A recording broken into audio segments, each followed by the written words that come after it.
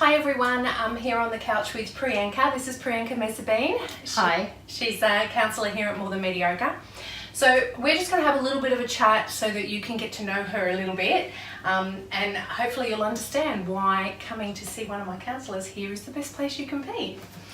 I'm going to ask you just a few light-hearted questions just for a bit of fun to start with, and then we'll go into a little bit more detail about what you've been through in your life.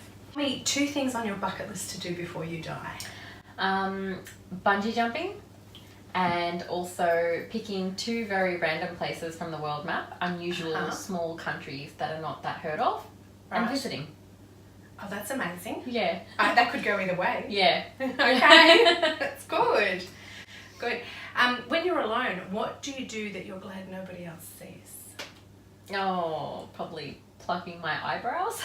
That's a secret thing, is it? Yeah. Behind closed doors. Yeah. That's great. What's the most important thing in life? Self-love and self-respect. I like that. It is important. Okay. If someone was going to spoil you for a whole day, what would that involve? Starting off with good breakfast, Yeah. doing something fun and adventurous, Okay. and then having a afternoon calmness, so maybe like a picnic, looking up at the sky. Beautiful. And yeah, bit of everything. Okay. Bit of romance in that. Yeah. Nice. Okay. So tell me the most embarrassing thing that's ever happened to you, or an embarrassing thing that's happened to you. Probably one thing that stands out is at the Year 9 dance competition. Yeah. I had planned to jump off a chair in the dance. In the dance. Yes. Good. And I had not thought it through that the chair was, just a normal wood leg chair. Yeah. And that the floor was also wood, and I jumped off right in the middle of the song, and I landed flat on my face. And the chair fell as well, and I could just hear a bit of a gasp from the audience. But the music kept playing, so I got up and I was very red-faced, flushed, and I just continued on. You continued on. Yeah, I was very embarrassed. Yes. That's so good. Well done. Thank you. All right, and have you ever caught a fish? No, never. I tried. You tried. I tried. They got away. Yeah. Too fast for you. Yeah. That's good. All right, now on a more serious note, I just want to get to know a little bit about your experiences on behalf of people listening. Mm-hmm. I think that counsellors are way more equipped to be there for other people when they've been through things, as you would know. Mm-hmm. So can you tell us just a little bit about your own experience of going through pain and your healing and recovery in that? The first one that I can probably pinpoint is back when I was 15 and my parents got divorced. Yeah. And it was not exactly the divorce itself that was what was so traumatizing for me. It was more so the experience of it. And I guess it was that I faced a lot of persecution from the community, and as well as feeling very, very attacked from family members and feeling quite manipulated because of losing a lot of trust. And then, sort of having to balance that and pick sides and, going through hormonal teenage stage as well. Yeah. So that was very difficult initially. I did pull through it. Yeah. But probably something really significant for me is later on in life. Without going into detail about what it was, I did go through an experience where I actually felt so low. I was probably at the absolute lowest of my life, where I really questioned everything. I felt like I didn't know my soul anymore. Yeah. I felt extremely lost. I didn't know, why am I here?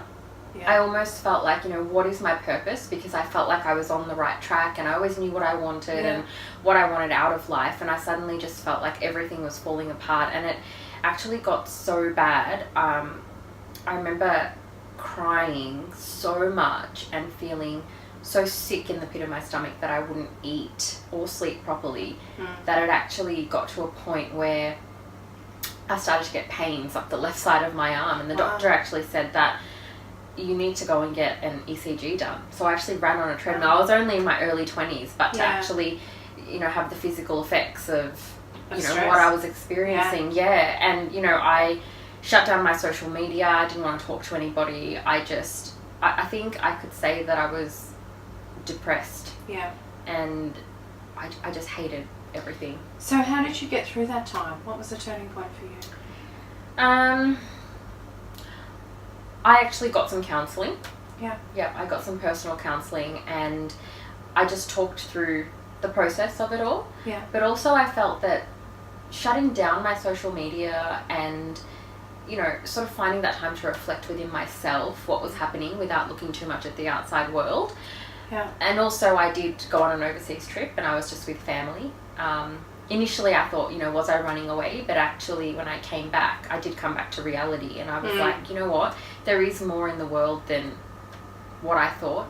Because when I stayed in the one place, it just felt like this is it. And then when I went out and I saw people and new places, I was like, you know what? It's going to be okay. So that gave you a bit more hope. Yeah, it gave me hope. And then I just pushed through after that. Yeah. Because I had that little bit of hope. Yeah. And then I just found myself, and I loved getting to know myself again. Do you find that you come out the other end of that stronger? Much stronger. Yeah. I have learnt so much about myself, what I wanted out of life, and it made me realise that yes, there was a purpose to that. And it was to find myself. Yes. So yeah.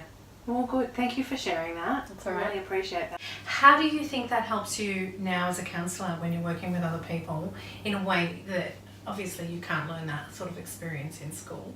Yeah, well, firstly, specifically from, you know, when I was a teenager with my parents' divorce, I really know what it's like to be judged for your actions without people actually speaking to you and getting to know who you are, and people stereotyping you and blaming you. And so I try very, very hard to make sure that there is no judgment, there is no blame, and that I let everybody know that your experience is real to you and it's valid for you. So that's something that's really important to me. Yeah.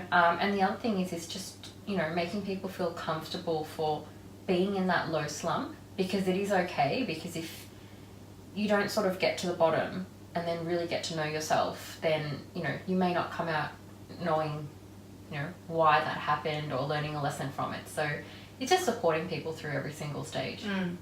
I think that you do empathy extremely well. That's one of the things that I've noticed with the clients here. And I know that everybody who works with you absolutely loves you. And they always want to come, I guess, that little bit longer than maybe they even need sometimes, because the relationship and the connection and what you offer them is so worthwhile. So I'm sure there are many out there who appreciate what you've done for them, and I'm sure there'll be many more who will as well. So thank you so much for sharing. That's all right. Well, I'm going to keep interviewing the rest of the staff. So we've got Andrew coming up, and then Carly, that we'll be finding a bit about, just so you understand what our counsellors here do and how they can help you. So thanks heaps for that. Thank you. We'll see you again soon. Bye. Bye.